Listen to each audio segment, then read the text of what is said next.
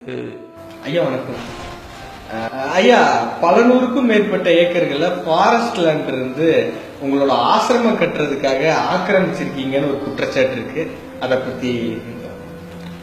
ஆக்கிரமிப்பு என்பது வேற, ஆட்கொள்ளுதல் என்பது வேறு.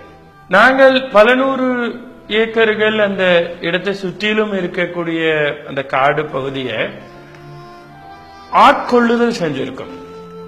ஆட்கொள்ளுதல்னா சாதாரணமா கிடையாது. ஒருவனுடைய இடத்தை அபகரித்து அந்த ஆளை கொள்றது, இது ஆள் கொள்ளுதல். உங்க ஆசிரமத்துல கிட்னி திருட்டு அதிகமா இருக்குன்னு ஒரு குற்றச்சாட்டு இருக்குங்க. அது என்ன? இறைவனானவன் வாய் ஒண்ணு படைச்சான், மூக்கு ஒண்ணு படைச்சான், கண்ணு ஒண்ணு படைச்சான். ஐயா, கண்ணு 2 படைச்சிருக்காங்க. பார்வை ஒண்ணு படைச்சான். ஆனா இந்த கிட்னி 2 கொடுத்தான். ஒண்ணு இல்லைன்னா ஒண்ணு எடுக்க ஒண்ணு கொடுத்தான்.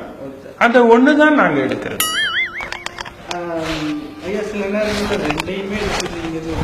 இறைவனானவன் வாய் ஒண்ணு படைச்சான், மூக்கு. அடுத்த கேள்விக்கு போயிடலாம். ஐயா, நீங்க குழந்தைகள் ஏதாவது தப்பு பண்ணாங்க அப்படின்னா கக்கூஸ் கழுவு விடுறீங்களா? நீங்க அது சரியா? கக்கூஸ் கழுவுறது அவ்வளோ ஒரு இழிவான செயலா? பிரதி ஒரு மனுஷனும் அன்னைக்கு தன்னுடைய கழிவுகளை கக்கூஸ்ல செலுத்துறான்.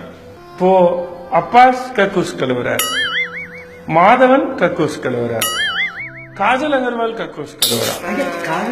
டூத் பேஸ்ட் விளம்பரத்துக்கு வராங்க. டூத் பேஸ்ட், கக்கூஸில் டூத் பேஸ்ட் இருக்கிறது இல்லையா?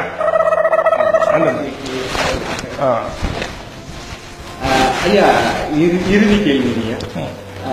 பொதுவாகவே எல்லா சாமியார்களுமே பணக்காரங்களாவே இருக்காங்களே, எப்படிங்க அது? பணம் என்றது ஒரு பிரேமாத்மா. பணம் என்பது ஒரு பாரத ரத்னா.